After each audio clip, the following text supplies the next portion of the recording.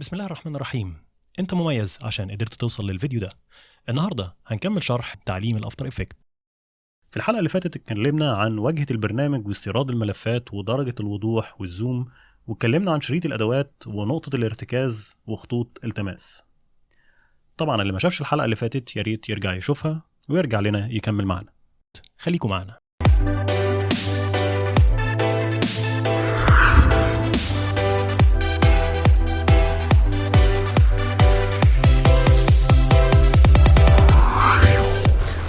بسم الله الرحمن الرحيم. أعزائي المشاهدين والمشاهدات، السلام عليكم ورحمة الله وبركاته. صباح الخير، مساء الخير، جود مورنينج، جود ايفنينج، دوبرا ووترا، دوبرا نوتشي. من جميع أنحاء العالم هنجيب لكم كل ما هو جديد في عالم الموشن جرافيك. معكم معتز مصطفى من قناة موشن ماستر. تابعونا.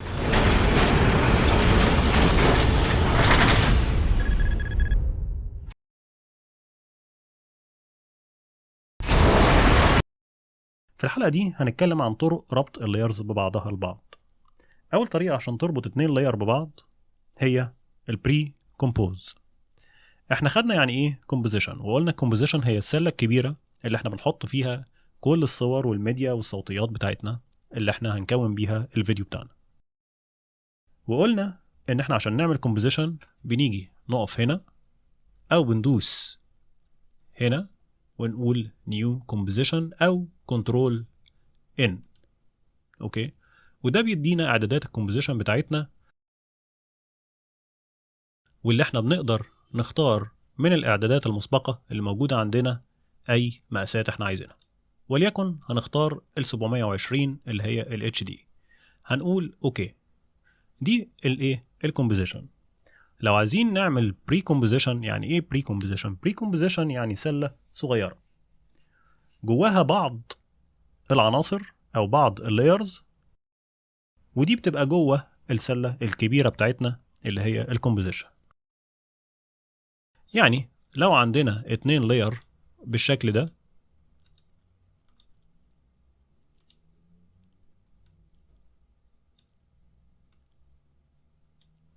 وعايزين التو لايرز دول اهم هنقفلهم عشان يبقوا واضحين. لو عايزين نعمل ربط ما بين التو لايرز دول بمنتهى البساطة هنعمل سيلكت على التو لايرز، وهنيجي نضغط كليك يمين وبري كومبوز، او هنعمل سيلكت عليهم ونيجي عند اللاير وننزل على بري كومبوز، او هنعمل سيلكت عليهم ونضغط كنترول شيفت سي. هيجيب لنا بري كومبوز. معنى ايه بري كومبوز؟ ان انت هتحطهم هما الاثنين او اللايرز اللي انت حددتها في سله صغيره. هنا بيقول لك في اختيار اللي هو leave all attributes in comp، وهنا move all attributes into the new composition. يعني ايه؟ هنا هتسيب التأثيرات اللي انت حاططها على اللايرز. لو احنا عاملين effects وحطينا على اللايرز هتسيبها بره، وهنا هتنقل التأثيرات اللي انت عاملها على اللايرز تبقى جوه الباسكت الصغيرة. طيب ده معناه ايه؟ هنتكلم عليه اكيد في وقته. دلوقتي احنا هنعمل البري كومبوز وهنضغط اوكي. بري كومبوز اسمها بري كومب 1، وهي دي دلوقتي. لو احنا دخلنا جواها بدبل كليك هنلاقي التو لايرز بتوعنا، واتفتح تاب تانية هنا مكتوب عليها بري كومب. لو احنا قفلناها احنا جوه الكومبوزيشن الاصليه بتاعتنا. طيب لو انا مسكت الفي اللي هي السلكشن تول وجيت حركت كده، هلاقي ان انا بحرك الكومبوزيشن كلها اللي هي السله الصغيره بتاعتي وفيها الاثنين لاير بتوعي. دي اول طريقه لربط التو لايرز. طيب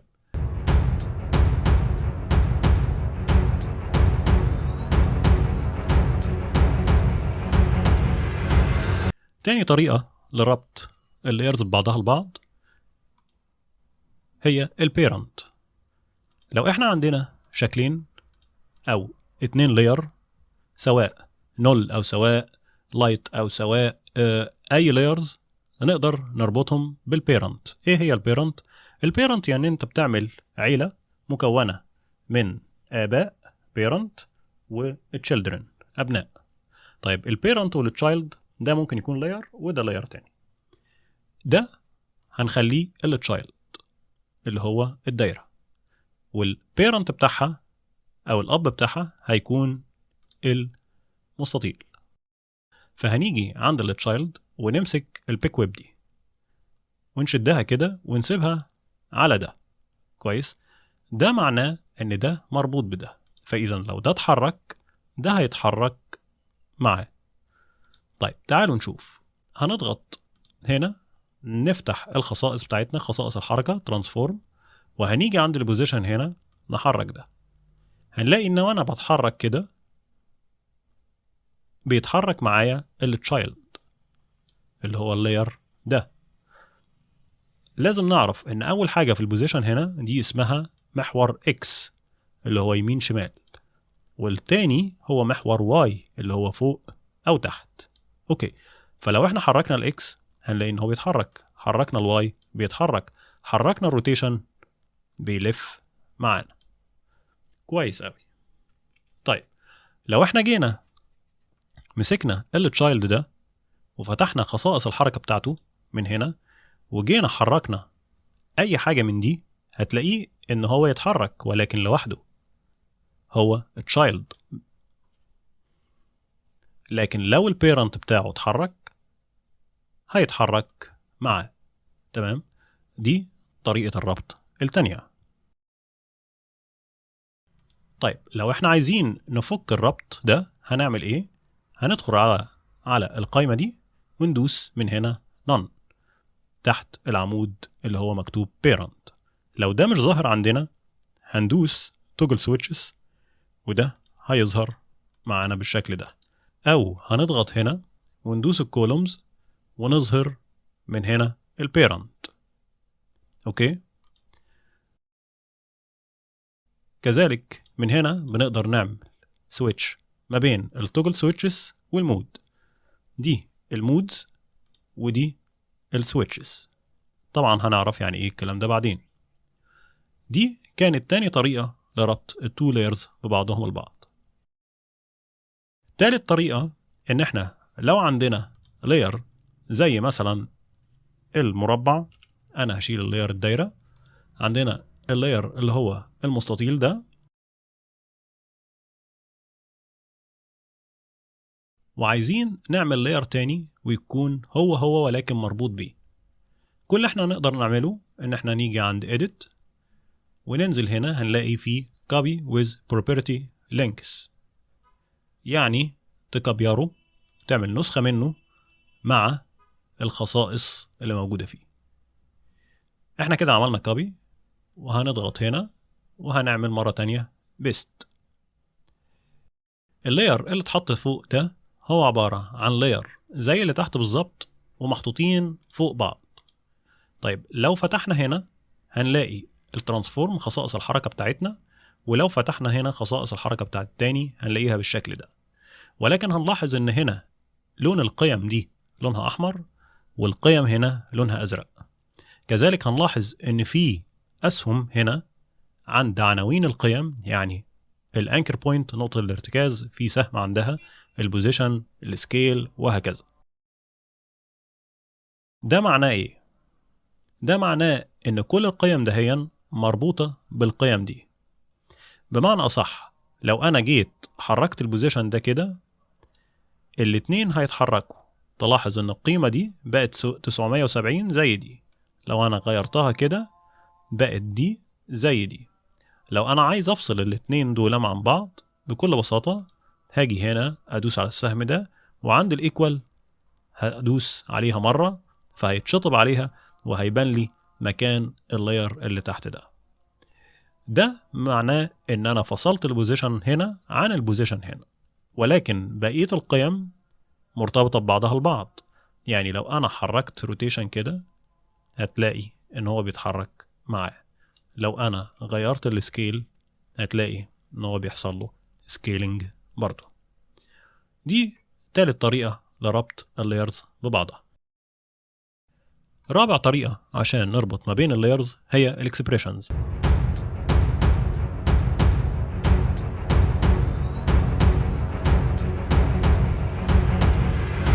والاكسبريشنز دي عن طريق ان احنا بنعمل لاير، ادي ده شكل وده الشكل التاني، وهنربط ما بين الشكلين عن طريق الاكسبريشن. هنفتح اول شكل اللي هو الدايرة، وهنفتح تاني شكل، وهنفتح خصائص الحركة هنا وخصائص الحركة هنا، وهنيجي عند الروتيشن في المستطيل ده وهنضغط Alt باستمرار ونضغط على روتيشن. هنلاقي ان هو فتح لنا مربع هنا مكتوب فيه حاجات، وكتب لنا تحت الروتيشن اكسبريشن روتيشن، وهنلاقي ان في اشكال ظهرت هنا. من ضمن الاشكال هي بيك ويب برضو، اللي هو الشكل الحلزوني ده، هناخده ونربطه مع البوزيشن مع القيمة X بالشكل ده. يبقى احنا ربطنا الروتيشن بالايه؟ بالبوزيشن. ده معناه ايه؟ معناه ان انا لو حركت البوزيشن هيتغير الروتيشن. يبقى انا افهم من كده ان اي قيمة من دي لو انا ضغطت Alt وعلى الستوب ووتش اللي جنبها ورحت واخد البيك ويب ربطتها باي قيمة من هنا، ده معناه ان القيمة دي هتتغير على حساب القيمة دي. زي ما القيمة دي هتتغير القيمة التانية هتتغير. طيب تعالوا نجرب. احنا هنا ربطنا الايه؟ البيك ويب دي بالبوزيشن. هنلاقي هنا ان هو كتب لنا this comb layer shape layer 2 مربوط، اللي هو اللاير ده مربوط باللاير 2 بالترانسفورم بالبوزيشن. كويس؟ يعني ده اتربط بالبوزيشن لللاير 2 ده اللي هو ده. تمام كده؟ هندوس في حتة فاضية وهنيجي نشوف ايه اللي هيحصل لو احنا غيرنا البوزيشن هنا. ادي البوزيشن، تعالوا نغير البوزيشن. شايفين بيحصل له روتيشن. انا بغير البوزيشن بتاع ايه؟ بتاع الشيب ده اللي هو الدايرة، فبيتحرك يلف حواليه مين؟ الشيب التاني اللي هو ده. كده نفهم ان نقدر نربط ما بين اللايرز بأربع طرق.